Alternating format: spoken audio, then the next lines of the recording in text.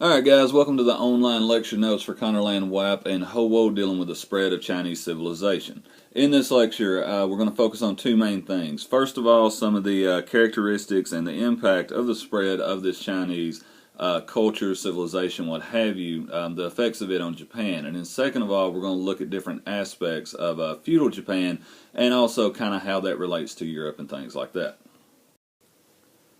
First thing we're going to look at is a couple of themes dealing with kind of the first part of these lecture notes. The first aspect of it is just simply the borrowing from the Chinese, and we'll look at, in particular, Japan during this portion of the lecture.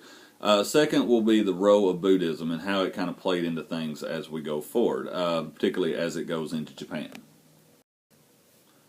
So here's the deal, as we get this started, for a long time Japan had been sending what were called envoys or diplomats over to the Tang and Song dynasties in China, and as they did this, they noticed that they kept walking into a civilization that was well advanced or far and beyond what they had at home. So as they got more into this, as they became more familiar with it, they decided that they needed to bring some of those elements back to Japan and try to make their culture as advanced or as civilized or as whatever you want to call it, as China was. And that's what we're going to look at here, some of the things that they brought into Japan during this time period.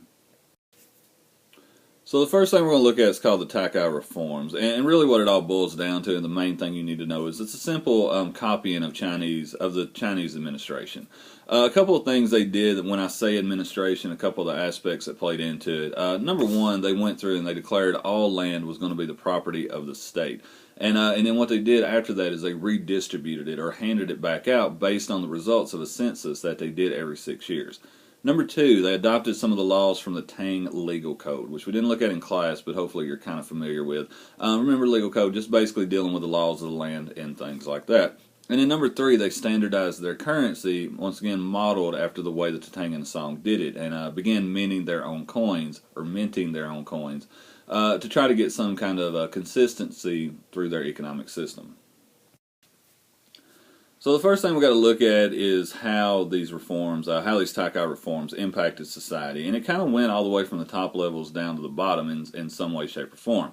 For everyone in Japan at this time, they adopted the Chinese language. For the elites, which was a little bit different than the lower levels of society, they first of all instituted a form of a dynastic history to kind of model themselves, give them some kind of great beginnings, like the Tang and the Song did, in the way they could trace their origins. Second of all, they instituted a form of court etiquette. In other words, the way that the court or the emperor's court ran, and the way that people related to each other. And then third, they began to build temples and put in Buddhist art as well, to kind of model themselves after the way that Buddhism had impacted or affected China. As far as the impact on commoners, it wasn't as great as the impact on the higher levels, but the main thing that they did really for your purposes is that they adopted certain elements of Buddhism. Number one, they started using it for its supposed healing properties and some of the medicine that came out of it. So they used it for cures to their diseases or afflictions or whatever you want to call it. Second of all, they took certain elements of Buddhism and mixed it with their native religion, which was Shintoism. And one of the main components of Shintoism is kami, which is, you see right here, which basically boils down to nature spirits. And you see that really reflected in some of the Shinto shrines in Japan with the architecture and the way they're designed. So here's what happens after a period of time. Really, just it kind of boils down to Buddhism gets to be too much for them. All right, the power of the monks and the influence is getting to be a little overwhelming. So in 794, the Kammu emperors moved their capital to Heian, which is the modern-day city of Kyoto, where it stayed for over 1,000 years. While they're there, they do several things. Number one, they begin to abandon the Taika reforms, mainly because China is not as powerful as it was when these things were adopted. The Tang dynasty is starting to lose the influence, they're beginning to weaken, and it's not as appealing to them anymore. In other words, they don't want to model their society after one that is on the downward spiral or the downward slope. Also, you start to see more power go to the aristocratic section of society. You see your rank in society being more determined by your birth or the family that you're associated with rather than your abilities. And you also start to see the rise of local militias, which first starts as a conscripted army. In other words, they draft peasants in to form an infantry for defense purposes. But as we go over time, this begins to change more to the military being more made up of elite cavalry. Okay, the elites, the top levels of society, fighting on horseback, which for our purposes is very important because it starts to lead to the rise of the samurai, which is kind of what we'll deal with as we go forward. So let's take a look for a second at how court life worked during the Heian dynasty when they moved the capital to Kyoto.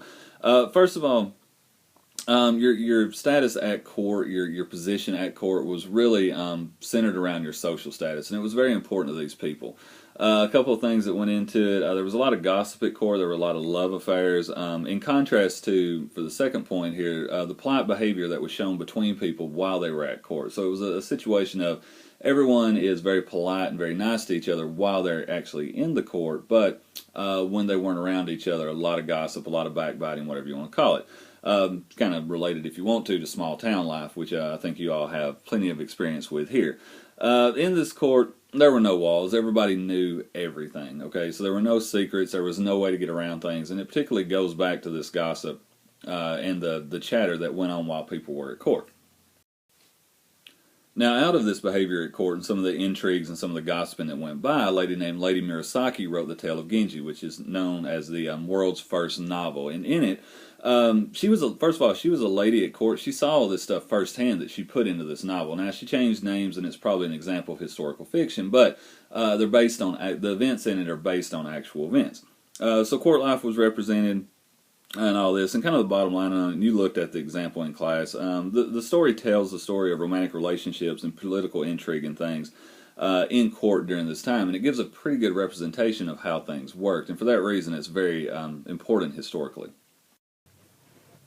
So here's the deal with the decline of the Heian dynasty. Around the 9th century, this group called the Fujiwara comes in and begins to severely influence them. Now the Fujiwaras are a little unique because they were never emperors. They were just a family who wielded enormous influence and were able to manipulate the emperors. And they were able to do this through court manipulation. And this court manipulation stems from marriages. Now, before we get to how they actually used marriages to influence the court, a little note on how marriage worked in Japan back in this day is probably of note. The way it went is when a couple got married, they went and lived with her parents, with the wife's family. Because of this, the children got to be raised around their maternal grandparents, and because of that, they were the most important influences on their life. Well, the Fujiwaras realized this, and they took advantage of it by marrying their daughters into the imperial family, and then raising their grandchildren through this. And because of that, they were able to have an incredible influence on their lives and get their daughters into the inner circle. And then they used this for a long period of time. Now, with the decline of the Heian dynasty, you see the rise of what were called warrior elites. And this is where we kind of start getting into the feudalism aspect of Japanese society during this time period. What ends up happening is a lot of mini kingdoms begin to form, which are basically the equivalent of the feudal manors we looked at during European feudalism. Some of the characteristics of this were small walled fortresses, and they were also self-sufficient. They had to take care of their own needs because there wasn't a lot of trade going on and things like that. So they were self-sufficient with their own granaries, with their own blacksmiths, and all the things they needed to get through day-to-day life. What you see down here at the bottom is the hierarchy chart for Japanese feudalism, which, if you recall from class, we drew correlations between that and the chart for European feudalism. Looking at it at the top, you have the shogun, which in the span of what we talked about would kind of be equal, I guess, to the king. Daimyos would be the equivalent of European nobles, the samurai would be the knights, and then peasants are peasants. So as we go forward, that's something you need to keep in mind. So looking real quick at some of the roles, the warrior leaders in this form of feudalism they have in Japan were known as the bushi, and they had several roles. Number one, they were responsible for administering laws. Two, for public works projects like building walls, like taking care of irrigation systems, and things that kind of benefited the entire community, village, whatever you want to call it. Also, they were responsible for administering and collecting taxes, normally through farm products, agricultural products, much like European feudalism as well. And also, they were in charge of the armies. Now, the armies of these feudal manors were made up of a group of people called the samurai, which are kind of the equivalent, or more or less the equivalent, to European knights. They were there for the same reason. They owed military allegiance to whoever they were under. On the hierarchy, they were kind of, I guess you could call it, the vassals of people above them, much like in Europe at this time. And like I said, their main thing was protection or to owe military service. As far as them being good at what they did, a lot of it stemmed from their training, which consisted of a lot of hunting and riding, much like European knights as well. A couple of their main weapons were longbows and steel swords, so it kind of differentiates from European knights in this aspect because European knights didn't use the longbow. They were mainly sword-based and cavalry. The code that samurais lived under was called bushido, and it was basically the equivalent of chivalry in European feudalism or with European knights. Some of the aspects of it: one, you had to show courage in battle. You were never allowed to retreat. You were never allowed to surrender. So it was kind of an all or nothing mentality. You won or you died. In the event that neither of these occurrences happened, you were seen to have somehow brought shame down on your community and your family. So in a lot of cases, and you see this chronicled, there was a lot of ritual suicide with samurais, and this was called seppuku, which basically consisted of what you can see to the right in this picture by stabbing yourself in the stomach, chest area, stuff like that. Something that makes samurai battles a little bit different than the ones that European knights went through is a lot of them were planned and kind of boiled down to a challenge of champions. In other words, the best warrior from both sides would go at it, and whoever won, their side was seen to win the battle. So we move kind of from the basics to the era of warrior dominance, and it all kind of gets kicked off with a civil war between two groups called the Taira and the Minamoto. Kind of a fascinating thing about it, both sides served the emperor and the Fujiwaras, but for some reason they ended up getting into it, and they went to two conflicts at first before the actual Gempel Wars. When they went through these, the Taira won both of them, and the result of it were they killed the Muramoto adult males, and they also sent all the boys into exile. In retaliation, the Minamoto kind of go off and kind of regather their strength and try to get their things back together, I guess you could say. They come back a little bit later and attack the Taira, and after 5 years of fighting, which is known as the Gempel Wars or the Civil War, the Minamoto finally win and kind of stake their claim to power, I guess. As far as the significance of this and kind of what you need to know, through this Civil War, this is where the warrior class, or the samurai, the bushi, and shoguns, and what have you, they kind of begin to separate themselves from the imperial government and more or less start to form their own kingdoms. So after this war and the separation of the warrior class from the imperial government, a guy named Kamakura, who was a Minamoto and on the winning side of the Gempel Wars, goes out and establishes his own type of military government, and he calls it, creatively enough, the Kamakura. After he dies, the Hojo family kind of inserts themselves into power, and they start manipulating the Minamoto shoguns, who in turn are claiming to rule in the name of the emperor. So this goes on for a while, and after skipping some events, we move to the Ashikaga Shogunate in 1336, and the way this gets going is a military leader who is known as Ashikaga Takuji combines forces with the emperor to kick the Kamakura out of power. In other words, the emperor is feeling a little threatened from it, so he decides to kind of take care of him, I guess you could say, and he puts Ashikaga in charge of it. Well, after they do this, Ashikaga and his supporters are expecting to get some prime posts in the imperial government because of the work that they did. Well, this doesn't happen. All right, the emperor gives all the important positions that are created from this, from kicking the Kamakuras out of power. He gives all these to members of the aristocracy or the upper crust of society. Well, when he does this, it pisses Ashikaga out because he's like, I did all this work, and then I'm not going to get anything in return of it. So he goes out and he forms his own warrior government, which is the second one in power in medieval Japan after the Kamakuras.